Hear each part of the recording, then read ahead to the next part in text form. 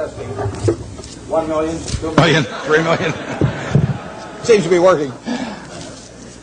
I'd like to just say a few words preliminarily, and then the highlight for me will be getting your questions in a few minutes, because I want to talk about what's on your mind. I urge you to throw hard balls. It's more fun for me if you put a little speed on the pitches as they come in. You can ask about anything except last week's Texas A&M game. That's off limits. We have a couple of men here from SunTrust. I was just up at the Coke meeting, and I sit next to Jimmy Williams there, who ran SunTrust for many years, and he wanted to be sure that I wore this SunTrust shirt down here. I've tried to get sponsorship on the senior golf tour. I haven't had much luck, but now on the Bankers tour, I'm doing a little bit better. And he said I got a percentage of the increase in deposits in Gainesville. So I'll go out for SunTrust, dear old SunTrust. I would like to talk for just 1 minute to the students about your future when you leave here, because you're going to learn a tremendous amount about investments, and you'll learn enough to do well. You've all got the IQ to do well. You've all got the initiative and energy to do well, or you wouldn't be here. And most of you will succeed in meeting your aspirations.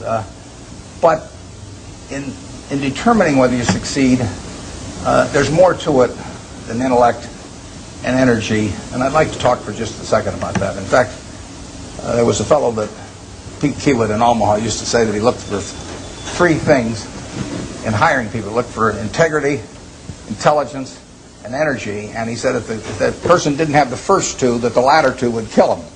Because if they don't have integrity, you want them dumb and lazy. You don't want them smart and energetic. And I'd really like to talk about that first one, because we know you've got the second 2. And to play along with me in a little game for just a second, in terms of thinking about that question. You've all been here, I guess almost all of your second-year MBAs, and you've gotten to know your classmates. And think for a moment that I granted you the right to buy 10% of one of your classmates for the rest of his or her lifetime.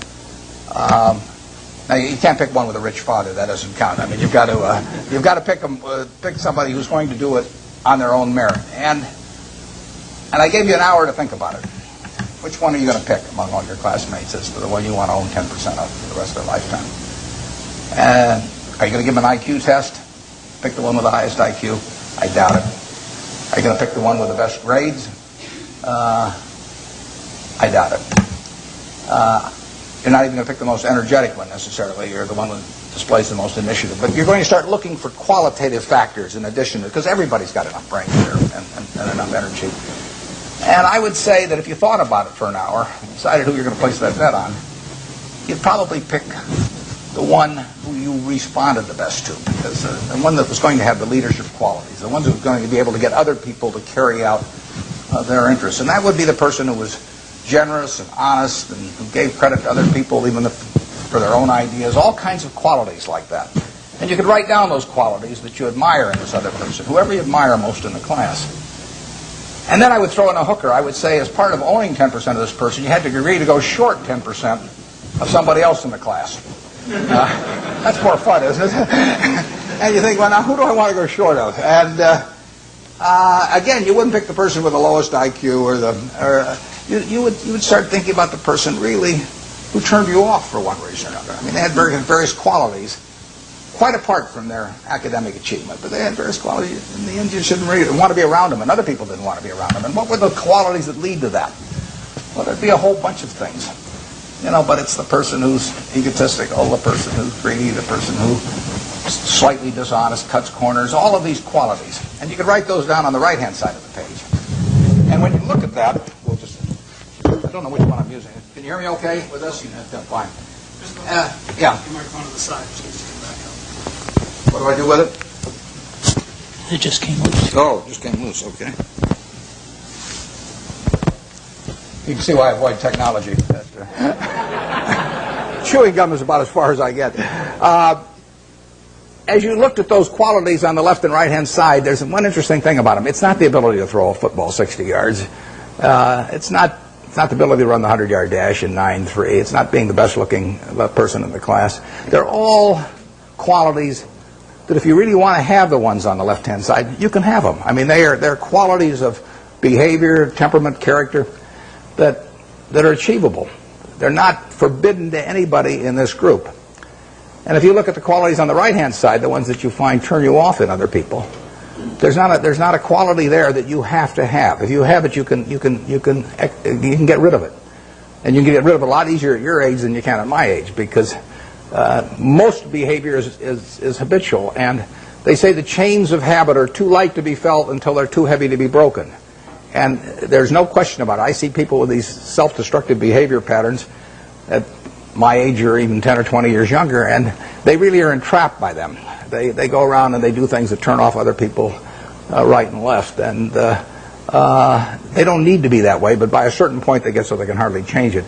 But at your age, you can have any habits, any patterns of behavior that you wish.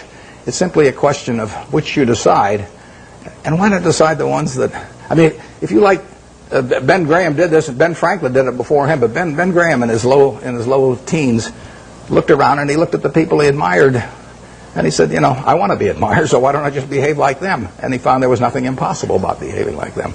And similarly, he did the same thing on the reverse side in terms of getting rid of those qualities. So I would suggest that if you write those qualities down and think about them a little while and make them habitual, you will be the one that you want to buy 10% of when you get all through. And the beauty of it is you already own 100%. You're stuck with it, so you might as well be that person as somebody else. Well, that's a short little sermon. So let's get on to what you're interested in. And like I say, you can go all over the lot. So I don't know exactly how we're going to handle this, but let's start with a hand here someplace or other. Where do we go with the first one? Yeah, right here. Your thoughts about Japan. My thoughts about Japan? I'm not a macro guy. Now, I say to myself, Berkshire Hathaway can borrow money for 10 years at 1% in Japan now. 1%. And I say to myself, gee, I took Graham's class 45 years ago, and I've been working hard at this thing all my life. Maybe I can earn more than 1%, if I really worked hard at it. 1% annually. It doesn't seem impossible, does it? So I wouldn't want to get involved in currency risk, so I'd have to do it in something that was yen denominated. So I have to be in Japanese real estate or a Japanese business or something of the sort, and all I have to do is beat 1%, and that's all the money's going to cost me, and I can get it for 10 years. So far, I haven't found anything. It's kind of interesting. The Japanese companies earn very low returns on equity, and they have a bunch of businesses that earn 4%, 5%, 6% on equity, and it's very hard to earn a lot as an investor when the business you're in doesn't earn very much money. Now some people do it. In fact, I've got a friend, Walter Schloss, who worked with Graham at the same time I did, and it was the first way I went at stocks, to buy stocks selling way below working capital, very cheap quantitative stocks. I call it the cigar butt approach to investing, is that you walk down the street and you look around for a cigar butt someplace, and you see one, and it's soggy and kind of repulsive, but there's one puff left in it. So you pick it up, and the puff is free. I mean, it's a cigar butt stock. I mean, you get one free puff out of it, and then you throw it away, and you walk down the street and try and buy another one. I mean, it's not elegant, but it works. If you're looking for a free puff, it works. Those are low-return businesses. But time is the friend of the wonderful business. It's the enemy of the lousy business. If you're in a lousy business for a long time, you're going to get a lousy result, even if you buy it cheap. If you're in a wonderful business for a long time, even if you pay a little too much going in, you're going to get a wonderful result if you stay in a long time. I find very few wonderful businesses in Japan at present now.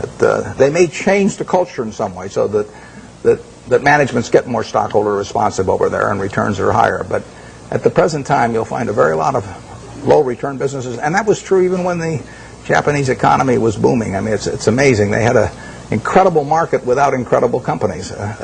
They were incredible in terms of doing a lot of business, but they weren't incredible in terms of the return on equity that they achieved. And that finally caught up with them. So we have so far done nothing there, but as long as money's 1%, I'll keep looking. I mean,